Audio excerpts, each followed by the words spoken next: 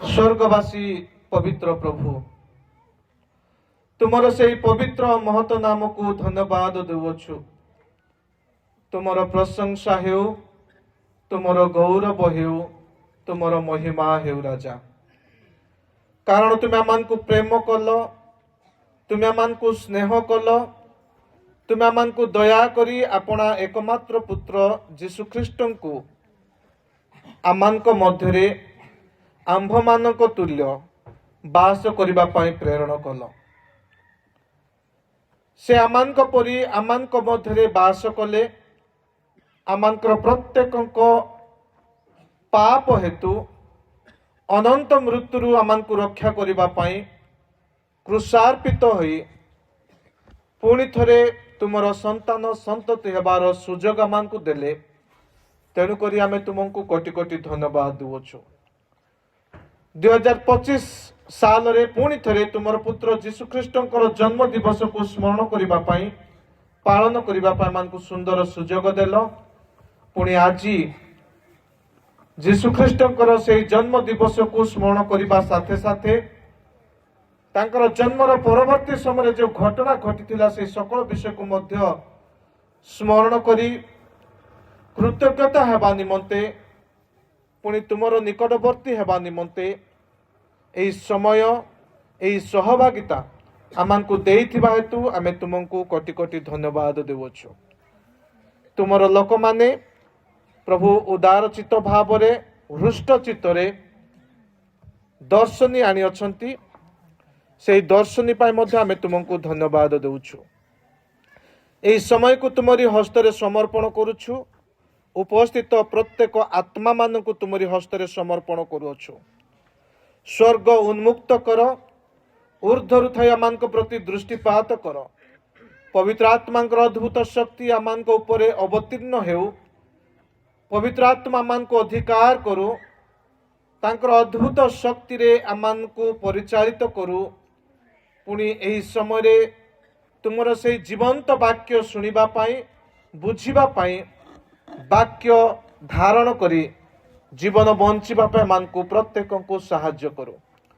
प्रभु मधुली अयोग्य तुमर वाक्य भांगिबा पाई प्रकार कौन सी ज्ञान अबा बुद्धि के बा योग्यता मोर नाही।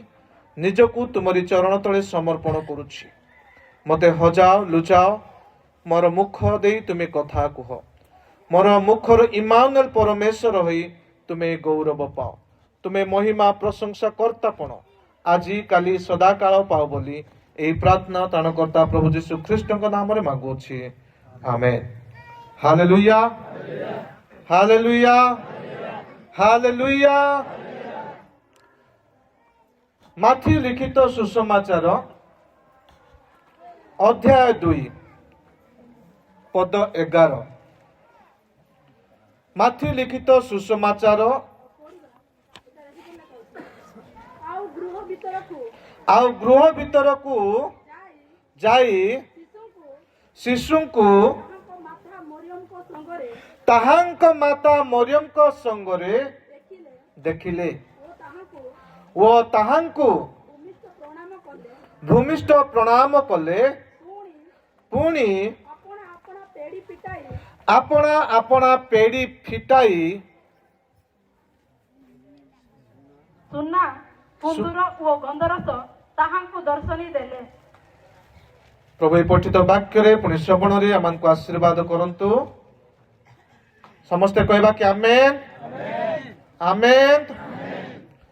ख्रीष्ट जगरे मोर विश्वासी मंडली आजिर वाक्यांश रे शिशु जीशु को गोटे गुरु बा गोटे आरोग्यकारी किंबा जगतर त्राणकर्ता रूपे प्रकाशित हेबा पूर्वरु सदा प्रभु परमेश्वर केतेक उपासक मानकु से आमंत्रण करुअछंती। आउ से उपासक माने हेले पंडितगण। जीशु ख्रीष्ट गोटे साधारण शिशु भाव में जगत रे जन्म ग्रहण करथिले। से जेतेबेले से गुहाल घरे लुगारे गुड़ा होइकी शुआ होइथिले सेतेबेले से जने परित्राणकर्ता देखा जाऊ नथिले, से जने गुरु नथिले किबा से जने आरोग्यकारी नथिले। तथापि सदाप्रभु परमेश्वर से निरीह शिशु को उपासना करिबा पाई केतेक लोकंकु से पाश्चात्य देशरु आमंत्रण कले। पाश्चात्य देशरु केतेक लोकंकु से घेनी आसिले आउ सेमाने हेउछंती सेई पंडित माने बा पूर्व देशर पंडित माने।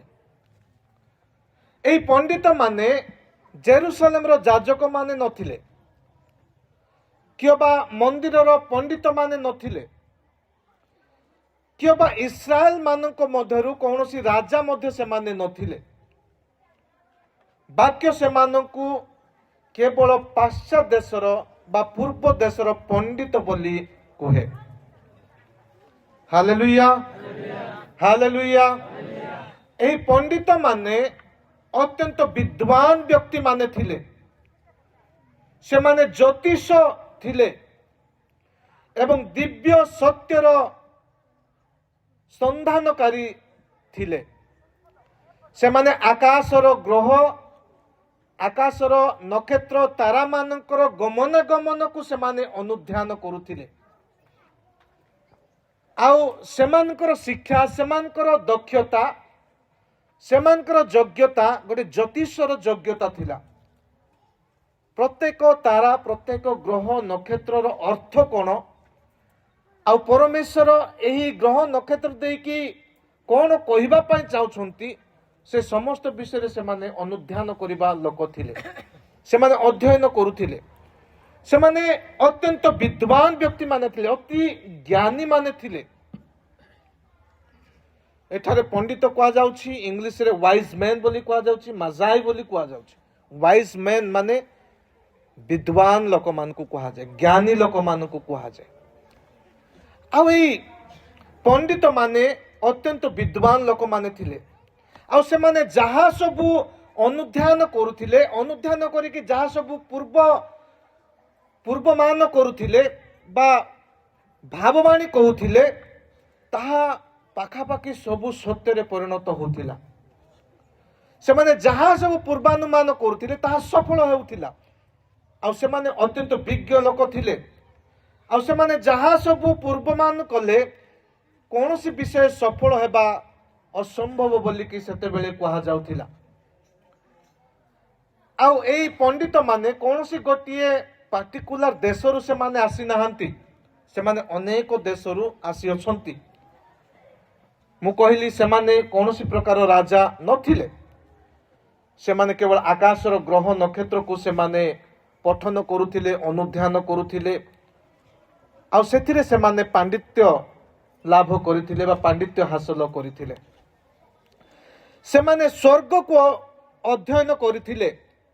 आउ से माने से अध्ययन करिके यह विश्वास करिथिले जे परमेश्वर तारा मानक देई तांकर वार्ता जगत मध्यरे जणै थांती, तांकर संदेश प्रकाश करिथांती।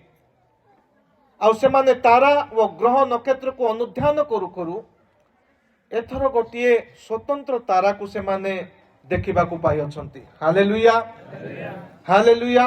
एक विरल तारा जहा पूर्वरु केबे देखा जाय नाही, एपरि गोटे तारा से माने देखिबा को पाउछंती। से माने गोटे विरल तारार साक्षात पाउछंती जहा से माने एथि पूर्वरु केबे देखि नथिले बा साक्षात करि नथिले। हालेलुया। मोर प्रिय माने एही तारा एक स्वतंत्र तारा थिला। यह एक भिन्न तारा थिला। अन्य तारा मान को ठारू एहार किछि विशेषता थिला। आउ एही तारा एहीपरि एक तारा जहा केवल चमक बा आलुओ जे देउथिला ताहा नुहे, एहा पथ प्रदर्शन करुथिला। हालेलुया। एहा लोकमानंकु रास्ता देखौथिला। जीशुख्रीष्ट जो रात्रि जन्म ग्रहण कले सेही रात्रि मध्य मेषपालक मानंकु तारा शिशु जीशु को जोठारे ଶୁଆ ହେଇଥିଲା ସେ ସ୍ଥାନକୁ ଲୋକ ସେଇ ମେଷପାଳକ ମାନଙ୍କୁ ପଥ ପ୍ରଦର୍ଶନ କରିଥିଲା। ଆଉ ଆଜି ମଧ୍ୟ ଆମେ ଶୁଣୁଛୁ ସେମାନେ ପଣ୍ଡିତ ମାନେ ତାରାକୁ ଦେଖି ଦେଖି ସେମାନେ ଯୀଶୁଖ୍ରୀଷ୍ଟଙ୍କ ନିକଟକୁ ପହଞ୍ଚୁଅଛନ୍ତି। ତେଣୁକରି ଏହି ତାରା କେବଳ ଆଲୋକ ଦଉଥିଲା ତାହା ନୁହେଁ, ଏହା ଲୋକମାନଙ୍କୁ ରାସ୍ତା ମଧ୍ୟ ଦେଖାଉଥିଲା। Hallelujah, hallelujah. ମୋର ପ୍ରିୟ ମାନେ, ଏଇ ଯେଉଁ ପଣ୍ଡିତ ମାନେ ଯାତ୍ରା କରିକି ଆସିଲେ, ସେମାନଙ୍କର ଯାତ୍ରା ଛୋଟ ନଥିଲା, କିମ୍ବା ସେମାନଙ୍କର ଯାତ୍ରା ଏତେ ସହଜ ନଥିଲା କିମ୍ବା ସରଳ ନଥିଲା। ସେମାନେ ଅନେକ ମରୁଭୂମି ଅତିକ୍ରମ କରିଛନ୍ତି, ସେମାନେ ଅନେକ ଦେଶର ସୀମାନ୍ତ ଅତିକ୍ରମ କରିଅଛନ୍ତି, ସେମାନେ ଅନେକ ରାଜନୈତିକ ସୀମା ଅତିକ୍ରମ କରିବାକୁ ସେମାନଙ୍କୁ ପଡ଼ିଥିଲା। ଆଉ କୁହାଯାଏ ଏହା ସମ୍ଭବତଃ କେତୋଟି ମାସ ଧରିକି ସେମାନେ ଯାତ୍ରା କରିଅଛନ୍ତି, କେତୋଟି ମାସ, କେତୋଟି ବର୍ଷ। କେତେ ଲୋକ ପଣ୍ଡିତ ମାନେ କୁହନ୍ତି, ଧର୍ମଶାସ୍ତ୍ର ଯେଉଁମାନେ ସ୍କଲାର ମାନେ ସେମାନେ କୁହନ୍ତି ଯେ ଯୀଶୁଖ୍ରୀଷ୍ଟ ଜନ୍ମ ହେବା ପୂର୍ବରୁ ଏମାନେ ସେମାନଙ୍କର ଯାତ୍ରା ଆରମ୍ଭ କରିଛନ୍ତି ବୋଲି। ପାଖାପାଖି 2 ବର୍ଷ ସେମାନେ ଯାତ୍ରା କରିଛନ୍ତି ଶିଶୁ ଯୀଶୁଙ୍କୁ ଦେଖିବା ପାଇଁ, ଯୀଶୁଖ୍ରୀଷ୍ଟଙ୍କୁ ପାଇବା ପାଇଁ। ହେଲେ ସେମାନଙ୍କର ଯାତ୍ରା ଗୋଟିଏ ଦିନର ଯାତ୍ରା ନଥିଲା, କିମ୍ବା ସେମାନଙ୍କର ଯାତ୍ରା ଗୋଟିଏ ଦେଶକୁ ଅତିକ୍ରମ କରିବା ନଥିଲା, ଅନେକ ଦେଶ ଦେଇକି ସେମାନଙ୍କୁ ଯିବାକୁ ପଡ଼ିଥିଲା। ଆଉ ସେମାନଙ୍କର ଯାତ୍ରା ଅତ୍ୟନ୍ତ କଠିନ ମୂଳକ ଥିଲା। ସେମାନେ ଏହି ଯାତ୍ରାରେ ବାହାରିବା ପାଇଁ ଆପଣା ସମସ୍ତ ସୁଖ, ସମସ୍ତ ଆରାମ, ସମସ୍ତ ନିଶ୍ଚିତତା ଏବଂ ନିଜର ନାମକୁ ସେମାନେ ପରିତ୍ୟାଗ କରିକି ଏହି ଯାତ୍ରାରେ ସେମାନେ ବାହାରିଥିଲେ ଯୀଶୁଖ୍ରୀଷ୍ଟଙ୍କୁ ଅନ୍ୱେଷଣ କରି କରି। ଆଉ ସବୁଠାରୁ ଗୁରୁତ୍ୱପୂର୍ଣ୍ଣ ବିଷୟ ହେଲା ଏହି ଯାତ୍ରାର ଯେ ଏହି ପଣ୍ଡିତ ମାନେ ଶିଶୁଟିର ନାମ ସୁଦ୍ଧା ଜାଣିନଥିଲେ, ସେମାନେ ଶିଶୁଟିର ଭବିଷ୍ୟତ କ'ଣ ହେବ ତାହା ମଧ୍ୟ ଜାଣିନଥିଲେ, ସେମାନେ ଆପଣାର ଯାତ୍ରାର ମୂଲ୍ୟ ମଧ୍ୟ ଜାଣିନଥିଲେ। ଏମାନେ ତାଙ୍କୁ ଦେଖିକି ତାଙ୍କର କ'ଣ ମିଳିବ ତାହା ମଧ୍ୟ ସେମାନେ ଜାଣିନଥିଲେ। ତଥାପି ସେମାନେ ଏହି ଯାତ୍ରାରେ ବାହାରିଥିଲେ, କାରଣ ପରମେଶ୍ୱର ସେମାନଙ୍କର ହୃଦୟକୁ ଆନ୍ଦୋଳିତ କରିଥିଲେ। Hallelujah, hallelujah, hallelujah. ପରମେଶ୍ୱର ସେମାନଙ୍କ ହୃଦୟକୁ ଆନ୍ଦୋଳିତ କରିଥିଲେ। ବାକ୍ୟ ଏହା ସ୍ପଷ୍ଟ କରେନି ଯେ ଏମାନେ ଜିହୁଦୀ ଥିଲେ କି ଗ୍ରୀକ୍ ଥିଲେ କି ଆଉ କୋଉ ଲୋକ ଥିଲେ। ବାକ୍ୟ ଏହା କୁହେ ନାହିଁ। ସେମାନେ କେବେ ଧର୍ମଶାସ୍ତ୍ର ବି ଶୁଣିଥିଲେ କି ନାହିଁ, ଭାବବାଦୀ ମାନଙ୍କର ଭାବବାଣୀ ବି ଶୁଣିଥିଲେ କି ନାହିଁ ତାହା ମଧ୍ୟ ସ୍ପଷ୍ଟ କରେନି। କିନ୍ତୁ ସେମାନେ ଜଣେ ରାଜା ଜନ୍ମଗ୍ରହଣ କରିବେ ଏହା ଶୁଣିକି ସେମାନେ ଆସିଥିଲେ, କାରଣ ପରମେଶ୍ୱର ସେମାନଙ୍କ ହୃଦୟକୁ ଆନ୍ଦୋଳିତ କରିଥିଲେ। ସେମାନେ ଜାଣିଥିଲେ ଜଣେ ରାଜା ଜନ୍ମ ହେବେ ଯାହାଙ୍କର ଶାସନ କେବେ ସମାପ୍ତ ହେବ ନାହିଁ। ତେଣୁକରି ସେମାନେ ଗୋଟେ ରାଜାଙ୍କୁ ଭେଟିବା ପାଇଁ, ସମ୍ମାନ ଜଣାଇବା ପାଇଁ, ତାଙ୍କଠାରେ ପ୍ରଣାମ କରିବା ପାଇଁ ସେମାନେ ଏହି ଯାତ୍ରାରେ ବାହାରିଥିଲେ। ଯେତେବେଳେ ସେମାନେ ପହଞ୍ଚିଲେ, ସେମାନେ ସେ ରାଜା ସେଠାରେ କୌଣସି ରାଜପ୍ରସାଦ ଦେଖିବାକୁ ପାଇନାହାନ୍ତି, କିମ୍ବା କୌଣସି ସିଂହାସନରେ ଉପବିଷ୍ଟ ବ୍ୟକ୍ତିଙ୍କୁ ସେମାନେ ଦେଖି ନାହାନ୍ତି, କିମ୍ବା କୌଣସି ରାଜକୀୟ ପ୍ରହରୀ ମାନେ ଜଗିଥିବାଟା ସେମାନେ ଦେଖି ନାହାନ୍ତି, କିମ୍ବା କୌଣସି ବଡ଼ ବଙ୍ଗଲା ମଧ୍ୟ ଦେଖି ନାହାନ୍ତି, କି କୌଣସି ପ୍ରକାର ରାଜପ୍ରସାଦ ସେମାନେ ଦେଖି ନାହାନ୍ତି। ସେମାନେ ଦେଖିଲେ ଗୋଟେ ସାଧାରଣ ଘର, ଗୋଟେ ଗୁହାଳ ଘର, ଏକ ସାଧାରଣ ମା, ଏକ ସାଧାରଣ ନାରୀ ଗୋଟେ ଶିଶୁକୁ ଧରିଥିବା ସେମାନେ ଦେଖିଲେ। ଗୋଟେ ନିରୀହ ଶିଶୁକୁ ଦେଖିଲେ। ସେମାନେ ଅନୁଧ୍ୟାନ କରିକି ଜାଣିଥିଲେ ଯେ ଜଣେ ରାଜା ଜନ୍ମଗ୍ରହଣ କରିବେ, କିନ୍ତୁ ଦେଖିଲା ବେଳେ ଗୋଟେ ନିରୀହ ଅସହାୟ ଶିଶୁ ଗୋଟେ ଗୁହାଳ ଘରେ କନାରେ ଘୋଡ଼ା ହେଇକି ଶୁଆଇ ଦିଆଯାଇଛନ୍ତି। କେତେ ସାଧାରଣ ଦୃଶ୍ୟ ସେମାନେ ଦେଖୁଅଛନ୍ତି।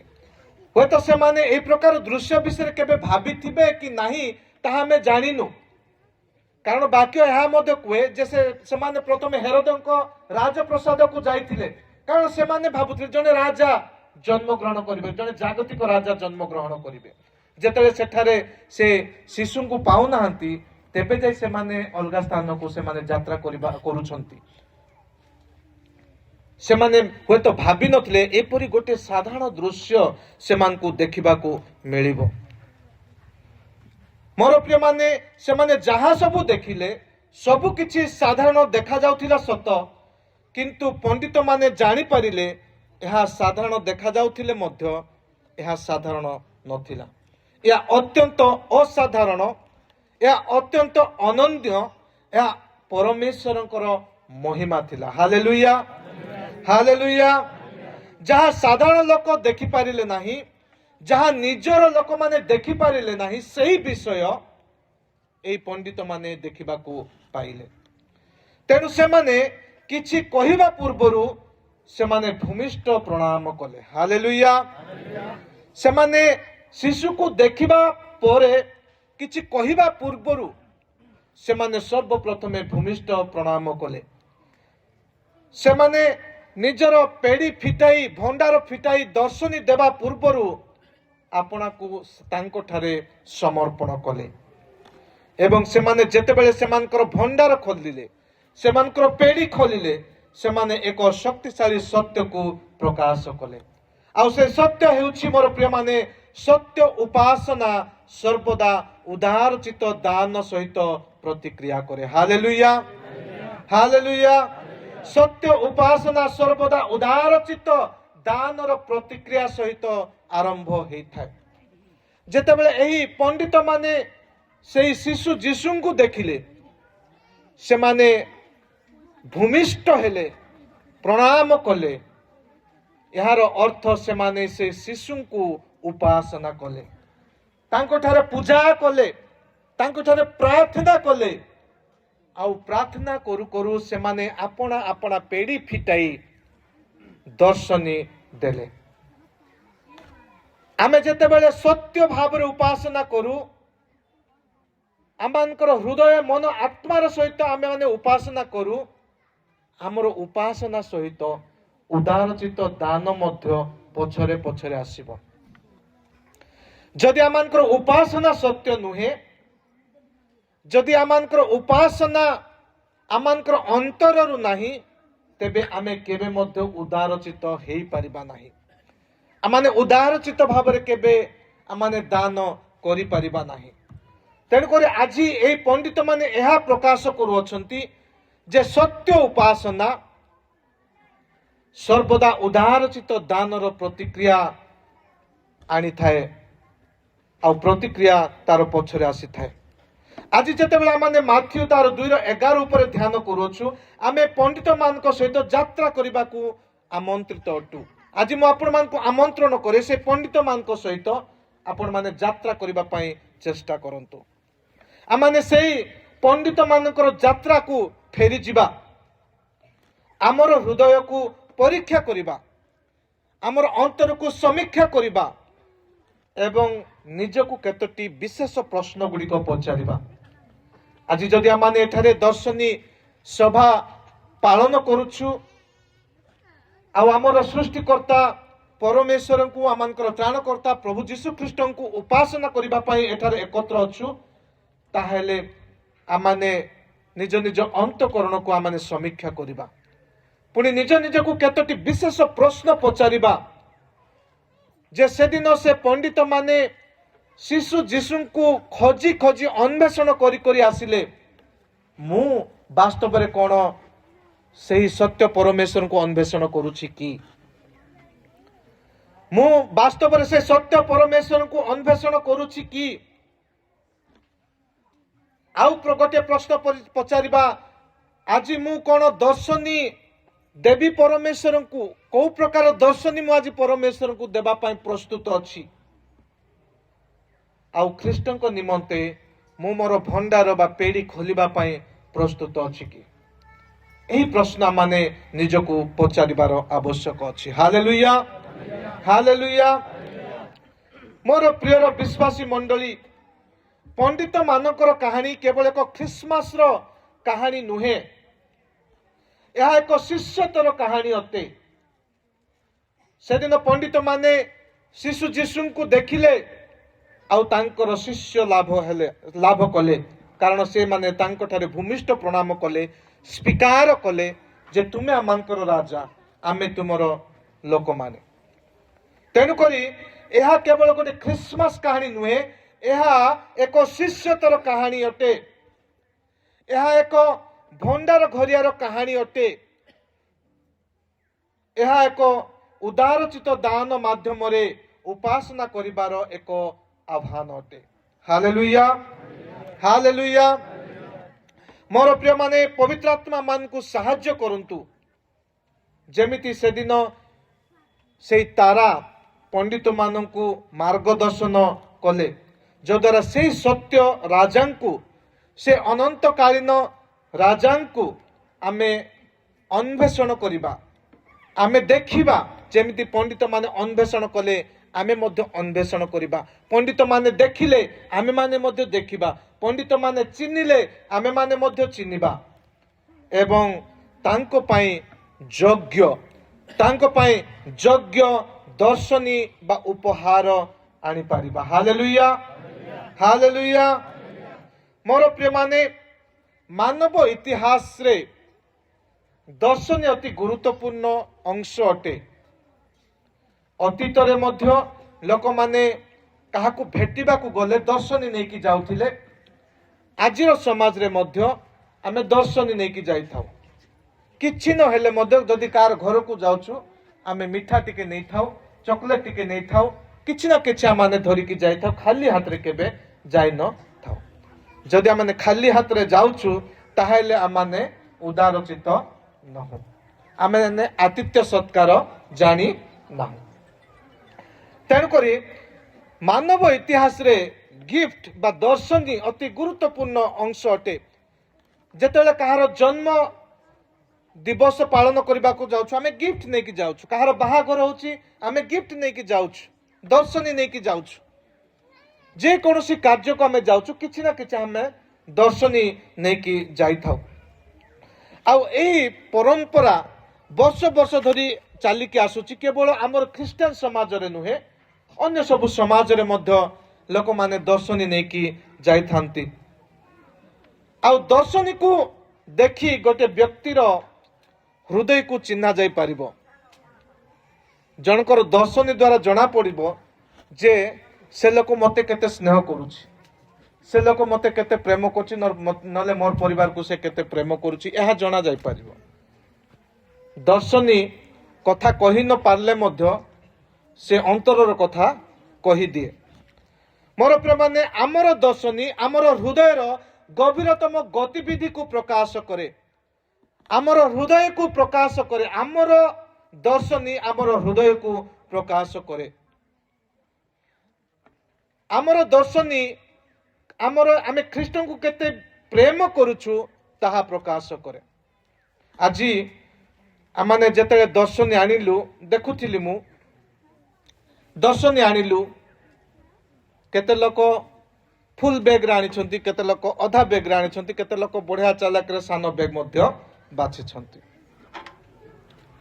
ଆମେ ଯେତେବେଳେ କିଛି ଦର୍ଶନୀ ଦେଉ, ଆମେ ସବୁଠୁ ବେଷ୍ଟ ଜିନିଷ ଦେବା ପାଇଁ ଚେଷ୍ଟା କରିବାର ଆବଶ୍ୟକ ଅଛି। ମୁଁ ବସି ବସି ଟିକେ ଚିନ୍ତା କରୁଥିଲି, ବ୍ୟାଗ୍ ଗୁଡାକ ଦେଖିକି। ଖରାପ ବୁଝିବେନି, ମୁଁ ଆଜି କହିବି ଟିକେ, ଆଜ୍ଞା ଗାଳି କଲେ ବୋଲି କହିବେ ନାହିଁ। ବ୍ୟାଗ୍ ଯାକ ଦେଖିକି ମୁଁ ଟିକେ ଚିନ୍ତା କରୁଥିଲି, ଜଣେ ଯଦି ଗୋଟେ ବ୍ୟାଗ୍ରେ ଧରିକି ଆସିଲା, ତାର ବିଲରେ କେବଳ 10 ବ୍ୟାଗ୍ ଆକା ପାଚିଲା କି? ଯଦି 10 ମାଂସ କଥା ଚିନ୍ତା କରିବା, ସେ କଥା ଛାଡ଼ନ୍ତୁ, 10 ମାଂସ କଥା ଯଦି ଚିନ୍ତା କରିବା, କେବଳ 10 ବ୍ୟାଗ୍ ପାଚିଲା କି ତାର ବିଲରେ? ତାର ବିଲର ଗୋଟେ କୋଣରେ ସେ 10 ବ୍ୟାଗ୍ରୁ ଅଧିକ ପାଚୁଥିବ। ଗୋଟେ 10 ବାଇ 10 ଫୁଟରେ ମଧ୍ୟ କେଜାଣି 10ରୁ ଅଧିକ ପାଚୁଥିବ। କେତେ ଲୋକ ଅଧା ବ୍ୟାଗ୍ ଧରିକି ଆମେ ଆସିଛୁ, ଆଉ କେତେ ଲୋକ ଆଜିକାଲି 5 ଟଙ୍କା ବ୍ୟାଗ୍ ମିଳୁଛି, ସାନ ବ୍ୟାଗ୍, ସେଇଟାରେ ମଧ୍ୟ ଧରିକି ଆସୁଛୁ। ଆମେ କୋଉ ହୃଦୟରେ ଆମେ ପ୍ରଭୁଙ୍କୁ ଦାନ କରୁଛୁ, ଆମର ଦର୍ଶନୀ ଦେଉଛୁ, ତାହା ଅତ୍ୟନ୍ତ ଗୁରୁତ୍ୱପୂର୍ଣ୍ଣ। ଆମେ ଯେତେବେଳେ ଦର୍ଶନୀ ଆଣୁଛୁ, ଏଇଟା କୌଣସି ଚାଳକକୁ ଦେବା ପାଇଁ ଆମେ ଆଣୁନୁ, ପ୍ରଭୁଙ୍କର ସେବା କାର୍ଯ୍ୟ ପାଇଁ ଆମେ ଆଣୁଛୁ। ଦର୍ଶନୀ କିମ୍ବା 10 ମାଂସ ଯେତେବେଳେ ଆମେ ଆଣୁଛୁ, ପ୍ରଥମ ବିଷୟ ଆପଣ ମାନେ କରିବାର ଆବଶ୍ୟକ ଅଛି। ମୁଁ ଜାଣିନି ଏଠାରେ କେତେ ଲୋକ ଅଛନ୍ତି ଯେତେବେଳେ ଦର୍ଶନୀ ସଭା ହଉଛି ବୋଲି ଶୁଣିଲେ ଆପଣମାନଙ୍କର ସ୍ତ୍ରୀ ଅବା ସ୍ୱାମୀ ସହିତ ବସିକି କଥା ହେଇଛନ୍ତି କି ନାହିଁ? ଦର୍ଶନୀ ସଭା ହଉଛି, ଏ ବର୍ଷ ଆମର ଏତିକି ପାଚିଲା, ଆମେ କେତେ ଦର୍ଶନୀ ଦେବା। ମୁଁ ଜାଣିନି ଆପଣମାନେ ସେଇଟା କେବେ କରିଛନ୍ତି କି ନାହିଁ। ମୋର ପ୍ରିୟ ମାନେ, ଗୋଟେ ଖ୍ରୀଷ୍ଟ ବିଶ୍ୱାସୀ ଭାବରେ ଦର୍ଶନୀ ଦେଉ ଦେଉ ଦେବା ବିଷୟ ନାହିଁ କିମ୍ବା ଦଶମାଂଶ ଦେଉ ଦେଉ ଦେବା ବିଷୟ ନାହିଁ, ପ୍ରାର୍ଥନାର ସହିତ ଦେବାର ଆବଶ୍ୟକ ଅଛି।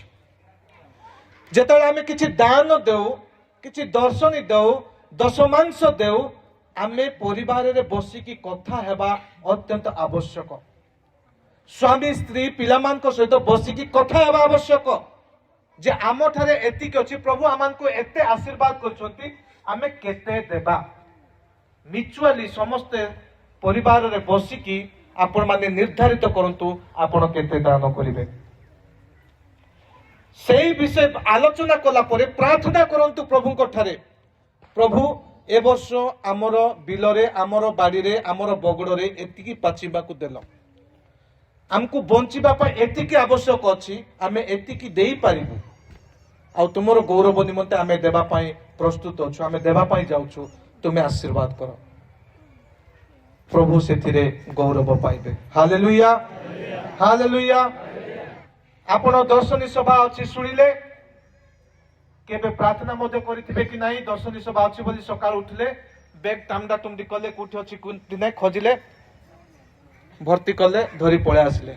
ସେଥିରେ ପ୍ରଭୁ କୌଣସି ପ୍ରକାର ଗୌରବ ପାଇବେ ନାହିଁ। ଆପଣ 10 ବସ୍ତା ବି ଦିଅନ୍ତୁ, ପ୍ରଭୁ ଗୌରବ ପାଇବେ ନାହିଁ। ପ୍ରାର୍ଥନାର ସହିତ ଆଣନ୍ତୁ। ଆପଣମାନଙ୍କର ଟ୍ରୁ କ୍ୟାପାସିଟିକୁ ବା ଆପଣମାନଙ୍କର ସକ୍ଷମ କେତେ ଦେଇପାରିବେ ସେ ବିଷୟରେ ପ୍ରାର୍ଥନାର ସହିତ ଇଣ୍ଟେନସନାଲି ଆପଣମାନେ ଚିନ୍ତା କରନ୍ତୁ। ପରିବାର ସହିତ ଏକା ନୁହଁ, ପରିବାର ସହିତ ଚିନ୍ତା କରନ୍ତୁ, ସମୀକ୍ଷା କରନ୍ତୁ ଆପଣମାନଙ୍କର ପରିବାରର ଆର୍ଥିକ ପରିସ୍ଥିତି, ବିଲର ପରିସ୍ଥିତି, କେତେ ପାଚୁଛି, କେତେ ହଉଛି, କେତେ ଦେଇପାରିବେ। ତାପରେ ପ୍ରାର୍ଥନାର ସହିତ ଦର୍ଶନୀ ଆଣନ୍ତୁ, ପ୍ରଭୁ ସେଥିରେ ଗୌରବ ପାଇବେ। ମୁଁ କହିବି ନାହିଁ ଆପଣ ଯେତେ ଦେବେ ପ୍ରଭୁ ସେତେ ଆଶୀର୍ବାଦ କରିବେ, କେବେ ମୁଁ ତାହା କୁହେ ନାହିଁ। ପ୍ରଭୁ ଆପଣମାନଙ୍କୁ ଆଶୀର୍ବାଦ କରିଅଛନ୍ତି, ତେଣୁକରି ଆପଣ ଦେବାର ଆବଶ୍ୟକ ଅଛି। Hallelujah, hallelujah. ପ୍ରଭୁ ଦେବେ ବୋଲିକି କେବେ ଆମେ ଦାନ ଦେବା ନାହିଁ। ମୁଁ ଆଜି ଏ ବର୍ଷ ଯଦି 10 ବସ୍ତା ଦେଲି, ଆସନ୍ତା ବର୍ଷକୁ ମତେ 200 ବସ୍ତା ଦେବେ, ଏହା ଭାବିକି କେବେ ଆମେ ଦାନ ଦେବା ନାହିଁ। ଏ ବର୍ଷ ପ୍ରଭୁ ମତେ କେତେ ଆଶୀର୍ବାଦ କରିଅଛନ୍ତି, ସେ ଆଶୀର୍ବାଦରୁ ମୁଁ କେତେ ଦେଇପାରିବି, ଏହା ଆମେ ଧ୍ୟାନ କରିକି ଦେବାକୁ ଅଛି। ପାଇବା ବୋଲି ଦେବା ନାହିଁ, ପାଇଛୁ ବୋଲିକି ଆମେ ଦେବାର ଆବଶ୍ୟକ ଅଛି। Hallelujah, hallelujah. ତେଣୁକରି ମୋର ପ୍ରିୟ ମାନେ, ଏଥର ମୁଁ ଆଉ ପ୍ରଭୁ କ୍ଷମା ଦଉଛି ଆପଣମାନଙ୍କୁ। ଆସନ୍ତା ବର୍ଷକୁ ଯେତେବେଳେ ଏଠିକି ଆସିବେ, ଆପଣମାନେ ପ୍ରାର୍ଥନାର ସହିତ ଆପଣମାନଙ୍କର ଦର୍ଶନୀ ଆଣନ୍ତୁ। ଯଦି ଆପଣମାନଙ୍କୁ ବସ୍ତା ଭୁଇବା ପାଇଁ ସମସ୍ୟା ହଉଛି, ମୁଁ ଫାଇନାନ୍ସିଆଲ ଅଫିସର ଆଜ୍ଞାକୁ କହିବି ଗାଡ଼ିର ବ୍ୟବସ୍ଥା କରିବେ। ଆଜ୍ଞା ପ୍ରତ୍ୟେକ ଗାଁକୁ ଗୋଟେ ଗାଡ଼ି ପଠେଇବେ, ବସ୍ତାରେ ଭୁଇଁକି ଆଣିବେ। ଆପଣମାନେ ଆଗରୁ ଲିଷ୍ଟ ଦେବାକୁ ପଡ଼ିବ।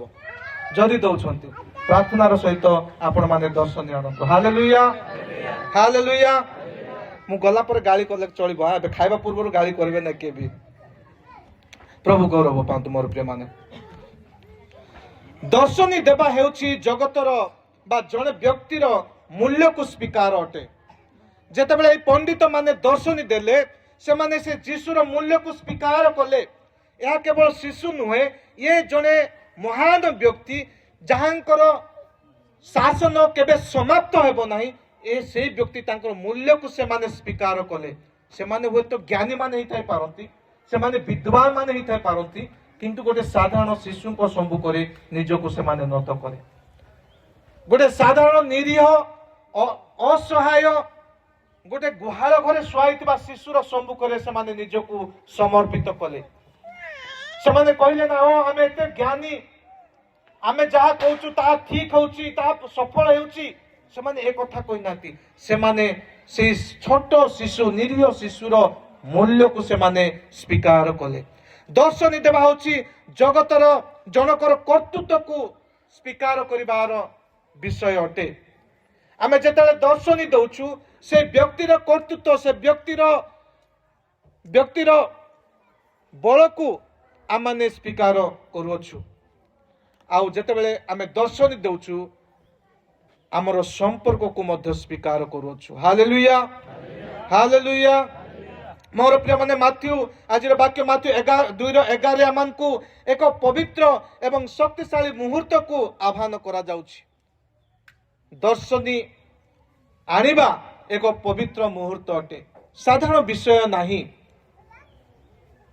ଉପାସନାକୁ ଯିବା ଯେମିତି ଗୋଟିଏ ପବିତ୍ର ମୁହୂର୍ତ୍ତ, ପ୍ରଭୁ ଭୋଜ ମଧ୍ୟରେ ପ୍ରବେଶ କରିବା ଯେମିତି ଗୋଟିଏ ପବିତ୍ର ମୁହୂର୍ତ୍ତ, ଜଳରେ ପଶିବା ବାପ୍ତିସ୍ମ ନେବା ପାଇଁ ଡୁବ ନେବା ପାଇଁ ଯେମିତି ଗୋଟିଏ ପବିତ୍ର ମୁହୂର୍ତ୍ତ, ଦର୍ଶନୀ ଆଣିବା, ଅଫରିଂ ଆଣିବା, ଦାନ ଆଣିବା, ଦଶମାଂଶ ଆଣିବା ମଧ୍ୟ ଗୋଟିଏ ପବିତ୍ର ମୁହୂର୍ତ୍ତ ଅଟେ।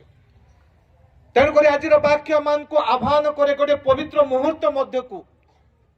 ଯେତେବେଳେ ଆମେ ଦର୍ଶନୀ ଆଣୁଛୁ, ଦଶମାଂଶ ଆଣୁଛୁ, ଅଫରିଂ ଆଣୁଛୁ, ଆମେ ଏହା ଏକ ପବିତ୍ର ସମୟ ବୋଲିକି ଆମେ ଚିନ୍ତା କରିବାର ଆବଶ୍ୟକ ଅଛି। ପ୍ରାର୍ଥନା ଯେମିତି ଗୋଟିଏ ପବିତ୍ର ଅଭ୍ୟାସ, ଗୋଟିଏ ଆତ୍ମିକ ଅଭ୍ୟାସ, ସେମିତି ଦାନ ଦେବା ମଧ୍ୟ ଗୋଟିଏ ଆତ୍ମିକ ଅଭ୍ୟାସ ଅଟେ। Hallelujah, hallelujah. ମୋର ପ୍ରିୟର ବିଶ୍ୱାସୀ ଗଣ, ବାକ୍ୟ ମାନଙ୍କୁ ପ୍ରକାଶ କରେ ଯେ ସେମାନେ ଏକ ସ୍ପଷ୍ଟ ଏବଂ ଅର୍ଥପୂର୍ଣ୍ଣ କ୍ରମରେ ଆପଣା ପ୍ରତିକ୍ରିୟା ରଖିଲେ। ଅତି ସ୍ପଷ୍ଟ ସେମାନେ ଯେତେବେଳେ ଯୀଶୁ ଖ୍ରୀଷ୍ଟଙ୍କୁ ଦେଖିଲେ, ସେମାନେ ଯେଉଁ ପ୍ରତିକ୍ରିୟା ଶିଶୁଙ୍କୁ ଦେଖିଲା ପରେ ସେମାନେ କରିଛନ୍ତି ଅତି ସ୍ପଷ୍ଟ ଆଉ ଅତି ମିନିଂଫୁଲ ମଧ୍ୟ, ଅର୍ଥପୂର୍ଣ୍ଣ।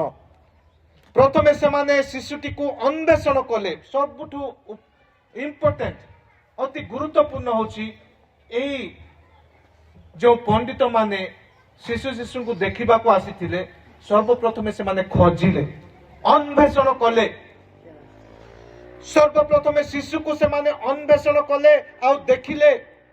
ପୁଣି ଦ୍ୱିତୀୟରେ କଣ କଲେ ନା ସେମାନେ ଭୂମିଷ୍ଠ ପ୍ରଣାମ କଲେ ଆଉ ଭୂମିଷ୍ଠ ପ୍ରଣାମ କରି ଉପାସନା କଲେ। ତୃତୀୟରେ ସେମାନେ ସେମାନଙ୍କର ଭଣ୍ଡାର ଖୋଲି ଦର୍ଶନୀ ଦେଲେ। ତିନୋଟି ବିଷୟ ଆଉ ସେମାନେ ଯେଉଁ କ୍ରମରେ କରିଛନ୍ତି ତାହା ମଧ୍ୟ ଅତ୍ୟନ୍ତ ଗୁରୁତ୍ୱପୂର୍ଣ୍ଣ। ଖୋଜିବା, ଉପାସନା କରିବା, ଦର୍ଶନୀ ଦେବା, ପରମେଶ୍ୱରଙ୍କର ମୁଖ ଅନ୍ୱେଷଣ କରିବା, ତାଙ୍କୁ ପାଇଲା ପରେ ତାଙ୍କର ଉପାସନା କରିବା, ତାଙ୍କୁ ଉପାସନା କଲା ପରେ ହୃଷ୍ଟଚିତ୍ତ ଭାବରେ ଆମେ ଦାନ କରିବା। Hallelujah, hallelujah. ମୋର ପ୍ରିୟ ମାନେ ଆଜି এই ପଣ୍ଡିତ ମାନେ এই ତିନୋଟି ବିଷୟ ଆମକୁ ବିଶେଷ କରି ଶିକ୍ଷା ଦେଉଛନ୍ତି। ସେମାନେ ଆମକୁ ଶିକ୍ଷା ଦେଉଛନ୍ତି ଯେ ଆମେ ପରମେଶ୍ୱରଙ୍କୁ ଅନ୍ୱେଷଣ କରିବାର ଅଛି। ପଣ୍ଡିତ ମାନେ ଜାଣିନୁ କେତେ ବର୍ଷ, କିନ୍ତୁ କେତେକ ସ୍କଲାର ମାନେ କହୁଛନ୍ତି ପାଖାପାଖି 2 ବର୍ଷ, ହେଇଥାଇପାରେ 4 ମାସ ମଧ୍ୟ, କିନ୍ତୁ ସେମାନେ ଅନ୍ୱେଷଣ କରିଅଛନ୍ତି। ସେମାନେ ଖୋଜିଲେ ଆମେ ଆମର ସତ୍ୟ ପରମେଶ୍ୱରଙ୍କୁ ଅନ୍ୱେଷଣ କରୁଅଛୁ କି? ଆମେ ଆମର ସତ୍ୟ ପରମେଶ୍ୱରଙ୍କୁ ଅନୁସନ୍ଧାନ କରୁଛୁ କି, ଖୋଜୁଛୁ କି? ନା 50 ବର୍ଷ ତଳେ ଆମର ଖୋଜିବା ସରିଯାଇଛି। ଡୁବନରେ କେତେ ଲୋକଙ୍କର ଯୀଶୁ ଖ୍ରୀଷ୍ଟଙ୍କୁ ଖୋଜିବା ସରିଯାଉଛି। ଡୁବନ ପାଇଲେ ମାନେ ତାଙ୍କର ଖୋଜିବା ସମାପ୍ତ, ଆଉ ଖୋଜିବା ଦରକାର ନା ଆମେ କେତେ ଲୋକ ଭାବୁଛୁ। ଖ୍ରୀଷ୍ଟିଆନ ହେଇଗଲୁ ମାନେ ଯୀଶୁ ଖ୍ରୀଷ୍ଟଙ୍କୁ ଖୋଜିବା କାର୍ଯ୍ୟ ସମାପ୍ତ। ରେଗୁଲାରଲି ଉପାସନା ଯିବି, ଇଚ୍ଛା ହେଲେ ଯିବି, ଇଚ୍ଛା ହେଲେ ଯିବି ନାହିଁ, ଇଚ୍ଛା ହେଲେ ଦାନ ଦେବି, ଇଚ୍ଛା ହେଲେ ଦାନ ଦେବି ନାହିଁ, କାରଣ ସରିଯାଇଛି ବୋଲିକା ମାନେ ବେଳେ ବେଳେ ଭାବିଥାଉ। ଯୀଶୁ ଖ୍ରୀଷ୍ଟଙ୍କୁ ଅନୁସନ୍ଧାନ କରିବା ଆମଙ୍କର ଦୈନନ୍ଦିନ ଜୀବନର ପ୍ରତିକ୍ରିୟା ହେବା ଆବଶ୍ୟକ। Hallelujah, hallelujah. ଆମଙ୍କ ଜୀବନର ସବୁ ପରିସ୍ଥିତିରେ ଆମେ সেই ସତ୍ୟ ପରମେଶ୍ୱରଙ୍କୁ ଅନ୍ୱେଷଣ କରିବାର ଆବଶ୍ୟକ। ଆମଙ୍କର ଦୁଃଖ ବେଳେ, ଆମଙ୍କର ସୁଖ ବେଳେ, ଆମଙ୍କର ଭଲ ସମୟରେ, ଖରାପ ସମୟରେ, ସବୁ ସମୟରେ, ସବୁ ପରିସ୍ଥିତିରେ ଆମେ ଆପଣା ସତ୍ୟ ପରମେଶ୍ୱରଙ୍କୁ ଅନ୍ୱେଷଣ କରିବାର ଆବଶ୍ୟକ ଅଛି। ପ୍ରତି ମୁହୂର୍ତ୍ତରେ, ବସିବା ବେଳେ, ଉଠିବା ବେଳେ, ଶୋଇଲା ବେଳେ, ଚାଲିବା ବେଳେ, କଥାବାର୍ତ୍ତା ହେବା ବେଳେ, ସବୁ ସମୟରେ ଆମେ ପରମେଶ୍ୱରଙ୍କୁ ଅନ୍ୱେଷଣ କରିବାର ଅଛି। ତାଙ୍କର ଉପସ୍ଥିତିକୁ ଅନ୍ୱେଷଣ କରିବାର ଆବଶ୍ୟକ ଅଛି। ତାଙ୍କର ପବିତ୍ରତାକୁ ଅନ୍ୱେଷଣ କରିବାର ଆବଶ୍ୟକ ଅଛି। ତାଙ୍କର ମହିମାକୁ ଆମେ ଅନ୍ୱେଷଣ କରିବାର ଅଛି। ତେବେ ଆମେ ସନ୍ଧାନ ପାଇବା। এই ପଣ୍ଡିତ ମାନେ ସେମାନେ ଖୋଜି ଖୋଜି ଆସିଲେ, ସେମାନେ ଅନୁସନ୍ଧାନ କଲେ, ଆଉ ସେଇ ଶିଶୁ ଯୀଶୁଙ୍କୁ ସେମାନେ ଦେଖିବାକୁ ପାଇଲେ। ମୋର ପ୍ରିୟମାନେ, ଯଦି ଆମମାନଙ୍କର ସମସ୍ତ ମନ, ସମସ୍ତ ପ୍ରାଣ, ସମସ୍ତ ଅନ୍ତଃକରଣ ସହିତ ଆମର ସତ୍ୟ ପରମେଶ୍ୱରକୁ ଯଦି ଅନୁସନ୍ଧାନ କରିବା, ଆମେ ସନ୍ଧାନ ପାଇବା, ଆମେ ଦେଖିବାକୁ ପାଇବା। ପୁଣି ଦ୍ୱିତୀୟ ବିଷୟ ସେମାନେ କରିଲେ, ସେମାନେ ଭୂମିଷ୍ଠ ପ୍ରଣାମ କରି ଉପାସନା କଲେ। ଭୂମିଷ୍ଠ ପ୍ରଣାମ କରିବାର ଅର୍ଥ ଉପାସନା କରିବା, ସମର୍ପଣ କରିବା ନିଜକୁ। ଆଉ ସେମାନେ ଯେତେବେଳେ ସେ ଶିଶୁଙ୍କୁ ଦେଖିଲେ, ସେମାନେ ଭୂମିଷ୍ଠ ପ୍ରଣାମ କଲେ। ଆମମାନେ ସେ ସତ୍ୟ ପରମେଶ୍ୱରଙ୍କୁ ସତ୍ୟ ଭାବରେ ଉପାସନା କରିବା ପାଇଁ ପ୍ରସ୍ତୁତ ଅଛୁ କି? ଆମମାନେ ଉପାସନା କରିବା ପାଇଁ ପ୍ରସ୍ତୁତ ଅଛୁ କି? ଉପାସନାର ଅର୍ଥ ଆମେ ତାଙ୍କଠାରେ ସମ୍ପୂର୍ଣ୍ଣ ରୂପେ ସମର୍ପଣ କରିବା, ତାଙ୍କଠାରେ ସାରେଣ୍ଡର ହେଇଯିବା, ତାଙ୍କଠାରେ ନିର୍ଭରଶୀଳ ହେବା, ଜୀବନର ସବୁ କିଛି ତାଙ୍କଠାରେ ସମର୍ପଣ କରିବା। ଆମ ଜୀବନର ଦୁଃଖ, ଆମ ଜୀବନର କ୍ଲେଶ, ଆମ ଜୀବନର ଆନନ୍ଦ, ଆମ ପରିବାରର ସମସ୍ୟା, ଆମର ଅସୁସ୍ଥତା, ଆମମାନଙ୍କର ପୀଡ଼ା, କ୍ଲେଶ, ଯନ୍ତ୍ରଣା, ଆମମାନଙ୍କର ସବୁ କିଛି ତାଙ୍କଠାରେ ସମର୍ପଣ କରିବା ଆଉ ତାଙ୍କର ଉପାସନା କରିବା, ତାଙ୍କର ଉପାସନା କରିବା। ମୋର ପ୍ରିୟମାନେ, ସେମାନେ ନିଜକୁ ସମର୍ପଣ କଲେ। ସେମାନେ ରାଜା ତ ଥିଲେ ନଥିଲେ ତାହା ଆମେ ଜାଣିନୁ, ବାକ୍ୟ କୁହେ ନାହିଁ, କିନ୍ତୁ ଏହା କୁହେ ଯେ ସେମାନେ ପଣ୍ଡିତ ଥିଲେ, ସେମାନେ ବିଦ୍ୱାନ ଲୋକମାନେ ଥିଲେ, ଜ୍ଞାନୀ ଲୋକମାନେ ଥିଲେ। କିନ୍ତୁ ସେମାନେ ତାଙ୍କ ସମ୍ମୁଖରେ ନତ ହେଲେ, ନିଜକୁ ସମର୍ପଣ କଲେ ଆଉ ସେମାନେ ତାଙ୍କର ଉପାସନା କଲେ। ପୁଣି ତୃତୀୟ ବିଷୟ ସେମାନେ ଯାହା କଲେ, ସେମାନେ ପେଡ଼ି ଫିଟେଇ ବା ଭଣ୍ଡାର ଖୋଲି ଦର୍ଶନୀ ଦେଲେ। Hallelujah, hallelujah. এই ବାକ୍ୟ ଆମମାନଙ୍କୁ କହୁନି ଆମେ ତାଙ୍କର ବେଗ ଖୋଲିକି ଦର୍ଶନୀ ଦେଲେ ବୋଲି, କିମ୍ବା ତାଙ୍କର ପକେଟ ଖୋଲିକି ସେମାନେ ଦର୍ଶନୀ ଦେଲେ ବୋଲି କହୁନି। ଇଂଲିଶ ବାଇବେଲରେ କହୁଛି ସେମାନେ ତାଙ୍କର ଟ୍ରେଜର ଖୋଲିକି, ଟ୍ରେଜର ମାନେ ଭଣ୍ଡାର, ତେଣୁକରି ମୁଁ ବାର ଭଣ୍ଡାର ବୋଲିକି ମୁଁ କହୁଛି। ଭଣ୍ଡାର କାହାକୁ କୁହାଯାଏ? ପରିବାରର ସବୁଠୁ ଗୁରୁତ୍ୱପୂର୍ଣ୍ଣ ସ୍ଥାନ, ଯୋଉଠି ଆମମାନଙ୍କର ଟଙ୍କା ରଖୁ, ଅଳଙ୍କାର ରଖୁ, ଆମର ସବୁଠୁ ମୂଲ୍ୟବାନ ବସ୍ତୁ ଗୁଡାକ ଆମେ ଯୋଉଠି ରଖୁ, ସେଇଟାକୁ ଆମେ ଭଣ୍ଡାର କହିଥାଉ। ଆଉ ଏଇ ପଣ୍ଡିତ ମାନେ ସେମାନେ କୌଣସି ବେଗ ଖୋଲିକି ଦର୍ଶନୀ ଦେଇନାହାନ୍ତି, କେବଳ ତାଙ୍କର ପକେଟ ଖୋଲିକି ଦର୍ଶନୀ ଦେଇନାହାନ୍ତି। ସେମାନେ ତାଙ୍କର ପେଡ଼ି ଫିଟେଇକି, ତାଙ୍କର ଭଣ୍ଡାର ଖୋଲିକି ସେମାନେ ଦର୍ଶନୀ ଦେଲେ। ଆମମାନଙ୍କ ଜୀବନରେ, ଆମମାନଙ୍କର ଆତ୍ମିକ ଜୀବନରେ ଆମମାନଙ୍କର ଭଣ୍ଡାର କ'ଣ? ଆମମାନଙ୍କ ଜୀବନରେ ଭଣ୍ଡାର କ'ଣ? ହୁଏତ ଜାଗତିକ ଭାବରେ ଆମର ଭଣ୍ଡାର ସୁନା ହେଇପାରେ, ଟଙ୍କା ହେଇପାରେ, ମୂଲ୍ୟବାନ ବସ୍ତୁ ହେଇପାରେ, କିନ୍ତୁ ଏହି ଜଗତରେ ଆତ୍ମିକ ଭାବରେ ଆମର ଭଣ୍ଡାର କ'ଣ ହେଇପାରେ? ଯାହାକୁ ଆମେ ସବୁଠୁ ଅଧିକ ଗୁରୁତ୍ୱ ଦଉଛୁ, ସେଇଟା ହଉଛି ଆମର ଭଣ୍ଡାର, ସେଇଟା ହଉଛି ଆମର ଧନ।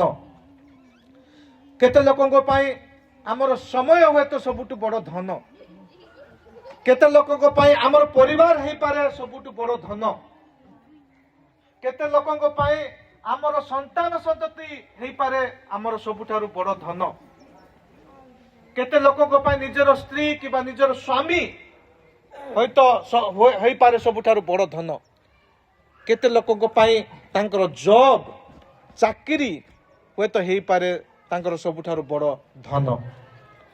ଆଉ ପାଳକ ଚାଳକ ମାନଙ୍କର କଥା ଯଦି ଚିନ୍ତା କରିବା, ସେବା କାର୍ଯ୍ୟ ହୁଏତ ହେଇପାରେ ସେମାନଙ୍କର ସବୁଠାରୁ ବଡ଼ ଧନ।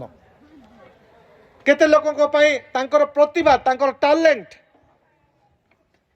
ତାଙ୍କର ସବୁଠାରୁ ବଡ଼ ଧନ ହେଇଥାଇପାରେ। ସେଦିନ এই ପଣ୍ଡିତ ମାନେ ସେମାନଙ୍କର ସବୁଠାରୁ ପ୍ରେସିୟସ୍ ମୂଲ୍ୟବାନ ସମ୍ପତ୍ତି ଯୀଶୁଖ୍ରୀଷ୍ଟ ଶିଶୁ ଯୀଶୁଙ୍କୁ ସେମାନେ ଦର୍ଶନୀ ଭାବରେ ପ୍ରଦାନ କଲେ। ଆଜି ଆମେ କଣ ଦେବା ପାଇଁ ପ୍ରସ୍ତୁତ ଅଛୁ? ବିଲରେ ଧାନ ପାଚିଲା ଖାଲି ଧାନ ଦେବା, ନା ପ୍ରଭୁ ଯୋଉ ବିଷୟ ଚାହୁଁଛନ୍ତି ତାହା ଆମେ ଦେବା?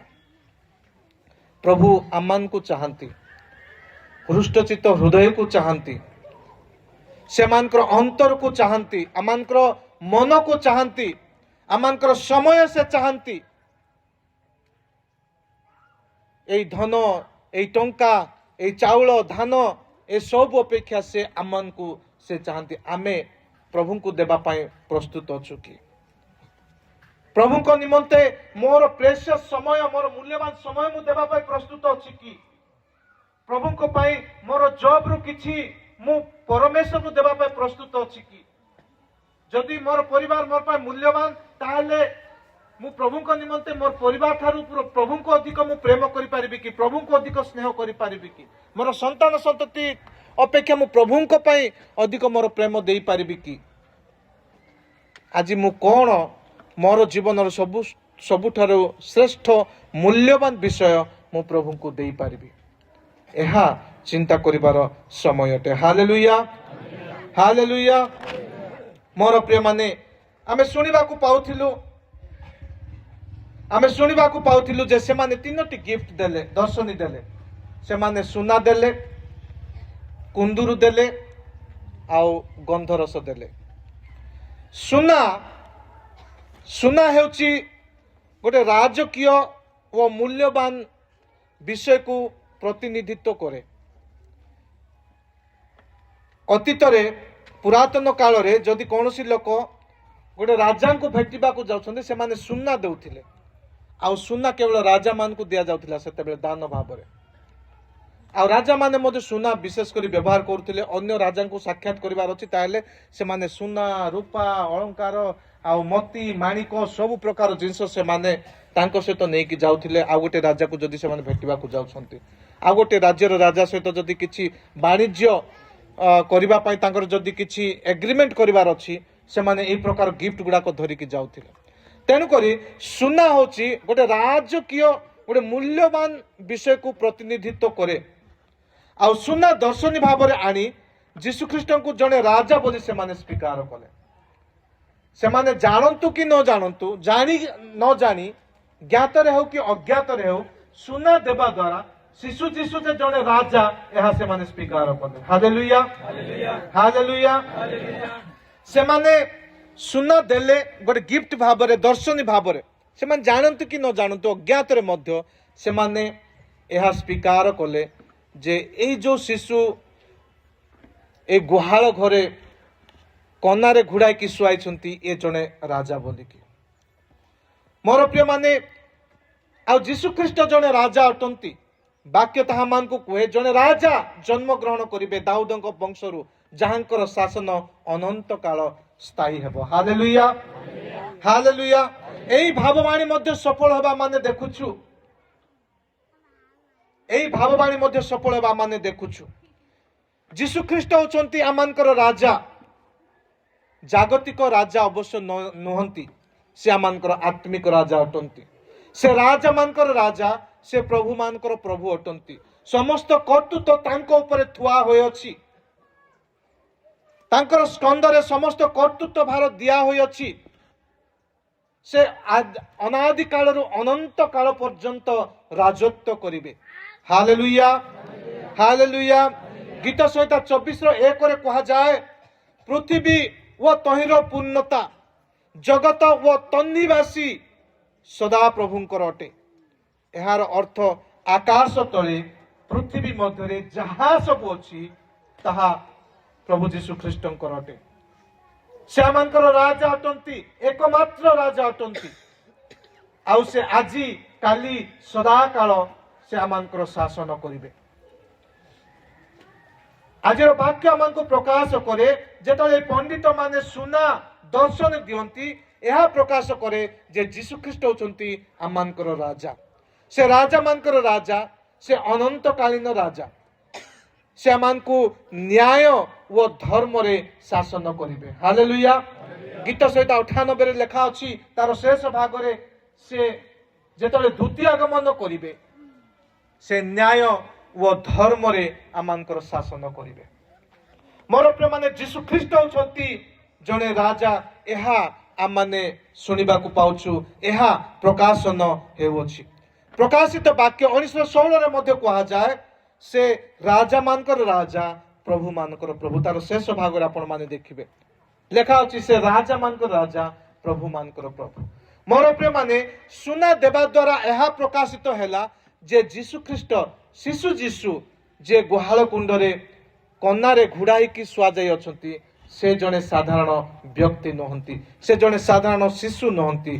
से राजा मानकर राजा, प्रभु मानकर प्रभु, आकाश तले पृथ्वी मध्यरे समस्त विषयर शासन करता, आउ से जुगांत पर्यंत शासन करिवे। हालेलुया, हालेलुया, हालेलुया। मोर प्रिय माने से माने आउ गोटिए दर्शन आनिले कुंदुरु। आउ ए कुंदुरु रो अर्थ गोटे राजकीय गोटे जाजकीय रो प्रतिनिधित्व करे, गोटे जाजकीय वर्ग को प्रतिनिधित्व करे बा गोटे प्रभुत्व को प्रतिनिधित्व करे। ए कुंदुरु एक स्पेशल आइटम बा गोटे स्पेशल जिनिस, गोटे विशेष जिनिस वस्तु जहा जेरुसालेम मंदिर रे जाजक माने सदा प्रभुंकर आराधना करिबा समय रे ए कुंदुरु को से माने व्यवहार करुथिले। से कुंदुरु को से माने जळुथिले, तार धुआं ऊपर को स्वर्ग ऊपर को उठुथिला, आ लोक माने ताहा देखि कि प्रभुंकर उपस्थिति को अनुभव करथिले, प्रभुंकर उपासना करुथिले। ए जेरुसालेम मंदिर रे उपासना करिबा पई कुंदुरु को व्यवहार करा जाउथिला। आ जेते बेले एई पंडित माने एई कुंदुरु को से माने दर्शनी भाव रे दान करूछंती, से माने ज्ञात हेउ कि अज्ञात हेउ, एहा से माने प्रकाश करूछंती से एकमात्र परमेश्वर। Hallelujah, hallelujah. से परमेश्वर अटंती, से प्रभु अटंती, से प्रभु मानकर प्रभु अटंती।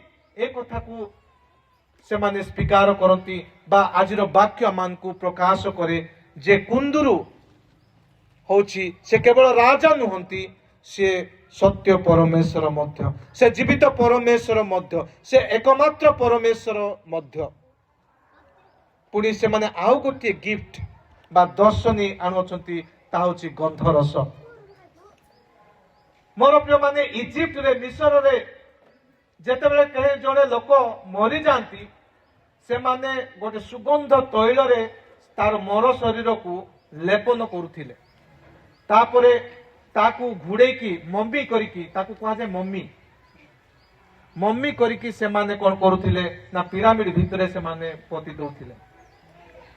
आउ इस्राएल लोक माने मध्य से प्रकार करुथिले। इस्राएल लोक माने जदि कोनोसी लोक जिहुदी लोक माने केही जणे मरि जांती, ताहेले सुगंध तैल रे ताकू लेपन करिकी धळाकना घुड़ेकी ताकू समाधि दिया जाउथिला। आउ आज एई पंडित माने ज्ञात रे हेउ कि अज्ञात रे हेउ, जेतेबेले एई गंधरस से माने दर्शनी भाव रे देउछंती, से ताहा एहा प्रकाश करे जे एही व्यक्ति जो दिने आपण मानकर पाप पाए, मोर पाप पाए मृत्यु भोग करिवे। Hallelujah, hallelujah. से आमर पाप पाए से दिने मृत्यु भोग करिवे। से परमेश्वर, से जने राजा अटंती, से जने परमेश्वर मध्य अटंती। आउ से दिने आंभ मानकर पाप हेतु से मृत्यु भोग करिवे। एही कथा को एही वाक्य मान को प्रकाश करे। तेणु करी प्रभु जीशु ख्रीष्ट से मृत्यु भोग कले, आमानकर पाप पाई से मृत्यु भोग कले। मोर प्रिय माने एही विषय को आजिर वाक्य प्रकाश करे। हेले आमाने जेतेबेले दर्शनी आणुछु बा एही दर्शनी पर्व पालन करूछु, आमाने सर्वप्रथमे आमर हृदय को आमाने प्रस्तुत करिवार अछि सेही सत्य परमेश्वर को अन्वेषण करिबा पई। जेमिति पंडित माने खोजी खोजी अन्वेषण करी करी शिशु जीशु को देखिबा पई आसिले। से माने अन्वेषण कले, से माने देखिबा को पाइले। से माने देखिले जेते बेले से माने भूमिष्ठ प्रणाम करी उपासना कले। आ जेते से माने उपासना कले, से माने आपणा आपणा भंडार खोली, पेड़ी खोली, सबुठारु मूल्यवान, सेमानको जीवनर सबुठारु मूल्यवान ଦର୍ଶନୀ ସେ ଶିଶୁ ଯୀଶୁଙ୍କୁ ସେମାନେ ପ୍ରଦାନ କଲେ। ଆଜି ଆମେ କଣ ଦର୍ଶନୀ ଆଣିବାକୁ ଯାଉଛୁ ମୋର ପ୍ରିୟମାନେ? ଆଜି ସେଇ ପ୍ରଭୁ ଯୀଶୁ ଖ୍ରୀଷ୍ଟ ସତ୍ୟ ପରମେଶ୍ୱର ଯେ ଆପଣମାନଙ୍କୁ ମତେ ପ୍ରେମ କରନ୍ତି, ଯେ ଆପଣମାନଙ୍କ ପାଇଁ ମୋ ପାଇଁ କ୍ରୁଶରେ ହତ ହେଲେ, ସେଇ ଯୀଶୁ ଖ୍ରୀଷ୍ଟଙ୍କ ପାଇଁ ଆମେ କଣ ଦର୍ଶନୀ ଆଣିଛୁ?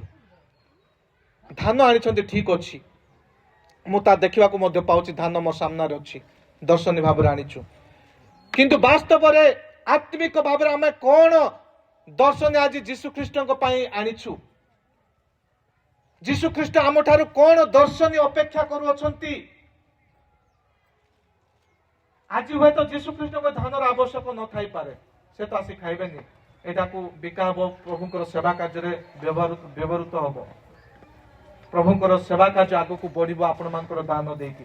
କିନ୍ତୁ ବାସ୍ତବରେ ଆଜି ପରମେଶ୍ୱର ପ୍ରଭୁ ଯୀଶୁ ଖ୍ରୀଷ୍ଟ କୋଉ ପ୍ରକାର ଦାନ ଅପେକ୍ଷା କରୁଅଛନ୍ତି ଆମଠାରୁ? ପ୍ରଥମ ବିଷୟ ମାନେ ଦେଖିବା ହିତୋପଦେଶ 23:26। କେହି ଜଣେ ପଢନ୍ତୁ ହିତୋପଦେଶ 23:26। ହଁ, 23 हे मोहर पुत्र 23:26। हे मोहर पुत्र तुम हृदय मते दियो पुणी तुम चक्षु मो पथरे तुष्ट हेउ। Hallelujah, hallelujah. सदा प्रभु परमेश्वर चाहुछंती आपण मानकर मोर हृदय को, तेणु करी कहउछंती हे मोहर पुत्र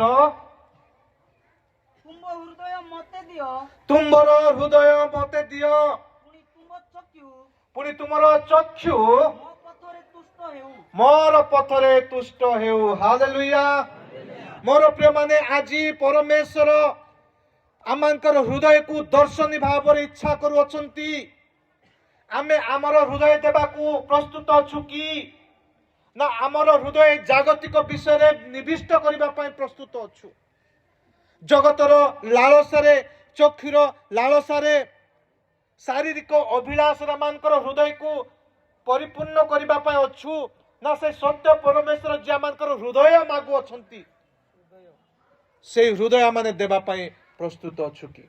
आजी सदाप्रभु परमेश्वर आपण मानकु मते कहउछंती हे मोहर पुत्र, हे मोहर झियो, तुमर हृदय मते दियो, तुमर चक्षु मोर पथरे तुष्ट जनक हेउ। Hallelujah, hallelujah. आउ गोटे दर्शनी से अपेक्षा करुअछंती। केही जने खोलंतु गालातियो 21:2-20।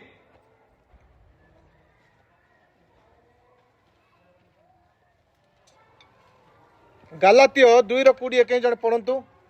मु कृष्णଙ୍କ ସହିତ କ୍ରୁଶରେ ହତ ହୋଇଅଛି। ମୁଁ ଆଉ ଜୀବିତ ନୁହେଁ, ମାତ୍ର ଖ୍ରୀଷ୍ଟ ମୋଠାରେ ଜୀବିତ ଅଛନ୍ତି। ପୁଣି ମୁଁ ଶରୀରରେ ଥାଇ ବର୍ତ୍ତମାନ ଯେଉଁ ଜୀବନ ଯାପନ କରୁଅଛି ତାହା ବିଶ୍ୱାସରେ, ଅର୍ଥାତ୍ ଈଶ୍ୱରଙ୍କ ଯେଉଁ ପୁତ୍ର ମୋତେ ପ୍ରେରଣ କରି ମୋ ନିମନ୍ତେ ଆପଣଙ୍କୁ ଉତ୍ସର୍ଗ କଲେ ତାହାଙ୍କଠାରେ ବିଶ୍ୱାସ କରି ଯାପନ କରୁଅଛି। हालेलुया। जो यीशु ख्रीस्ट से जगत को आसिले से वर्तमान जीवित नहांती, किंतु आमर जीवन को से मागु अछंती, जदर आमर जीवन रे से जीवित होई परिबे। Hallelujah, hallelujah. मोर प्रिय माने परमेश्वर चाहू अछंती आमानकर हृदय, परमेश्वर चाहू अछंती आमानकर जीवन दर्शनी भाव रे देबा पई। आमर टंका पैसा अपेक्षा, आमर धन संपत्ति अपेक्षा परमेश्वर आमानकर हृदय चाहंती, परमेश्वर आमानकर जीवन चाहंती। आउ गोटे विषय 2 कोरिन्थीय 9:7 के जण पढंतु। प्रत्येक जन आपण हृदय रे जेपरि संकल्प करियछंती सेहीपरि करू, कुंठित भाବରେ नुहे अबा बाध्यवाद का हेतुरु नुहे, कारण ईश्वर हृष्टचित दातांकु बल पांती। हालेलुया। परमेश्वर चाहंती हृष्टचित दान, आनंदर सहित खुशीर सहित देवा हृदयर दान परमेश्वर चाहंती दर्शनी भाव रे। परमेश्वर आमानकर हृदय चाहंती, आमानकर जीवन चाहंती, आमानकर हृष्टचित दान चाहंती। आउ गोटे विषय 1 पीतर 4:10 सरेबा, गोटे 5 मिनिट मु सरेबी। प्रथम पीतर 4:10 जेउ परि अनुग्रह दान पाइछ सेही प्रकार ईश्वर को बहुविध अनुग्रहर उत्तम भंडार गरिया स्वरूपे तो द्वारा परस्पर सेवा करो। हालेलुया। कौन करो ना परस्पर सेवा करो। परमेश्वर आमंकर सेवा चाहती मोर प्रिय माने आमे आमर सेवा को दर्शन भाव देवा पाई प्रस्तुत अछु कि परमेश्वर आमंकर सेवा चाहूछंती परस्पर को सेवा करबा पाई मंडली रो सेवा करबा पाई मंडली रो प्रत्येक सदस्य मान को भातृतुल्य सेवा करबा पाई पालक चालक मान को सेवा करबा पाई प्रभुंकर दास मान को सेवा करबा पाई मंडली रो सेवा करबा पाई परमेश्वर आमंकर सेवा चाहती। आज आमाने आमर जीवन को आमर हृदय को आमर हृष्टचित्त दान को आमर सेवा को दर्शनी भाव में देवा पाई प्रस्तुत अच्छे कि परमेश्वर यही सब दर्शनी से अपेक्षा करुछंती। मोर प्रिय माने परमेश्वर आमर उपहार बा आमर दर्शनी आवश्यक करंती नाही आमंकर दर्शनी से आवश्यक करंती नाही किंतु से आमर विश्वस्त प्रतिक्रिया को से आवश्यक करंती। तेणु करी मोर प्रिय माने आज जेतेबेले एही उपासना रे आमाने एही दर्शनी सभा पालन करूछु जेतेबेले आमाने सेही पंडित मानकर घटना बळी को आमाने स्मरण करूछु आमाने निजको सेपरि समीक्षा करिबा प्रस्तुत करिबा जे मु वास्तव रे सेही प्रभु जीशु ख्रीष्टंकर मुख को अन्वेषण करूअछि कि तांकर उपस्थिति को अन्वेषण करूअछि कि तांकर पवित्रता को अन्वेषण करूअछि कि तांकर गौरव को अन्वेषण करूअछि कि तांकर कार्य मो जीवन रे सफल हेउ एहा मु अन्वेषण करूअछि कि आ जदि मु अन्वेषण करूछि ताहेले मु से सत्य परमेश्वर को अपना समस्त मन प्राण अंतकरण शक्ति बल देई उपासना करिबा पाई प्रस्तुत अछि कि आ जदि मु उपासना करिबा पाई प्रस्तुत अछि तेबे मु हृष्टचित्त भाव रे दान देबा पाई प्रस्तुत अछि कि मंडली रो सेवा निमंते प्रभुंकर सेवा कार्य आगो को बढ़िबा निमंते एई समस्त कार्य करिबा पाई प्रस्तुत अछि कि आमाने निज निज हृदय को समीक्षा करिबा आउ प्रभु जो जो दर्शन मान अपेक्षा करुछंती से दर्शनी देवा पाई निजको प्रस्तुत करिबा। प्रभु ए वाक्य दे आमान को प्रत्येक को आशीर्वाद करंतु। आमेन।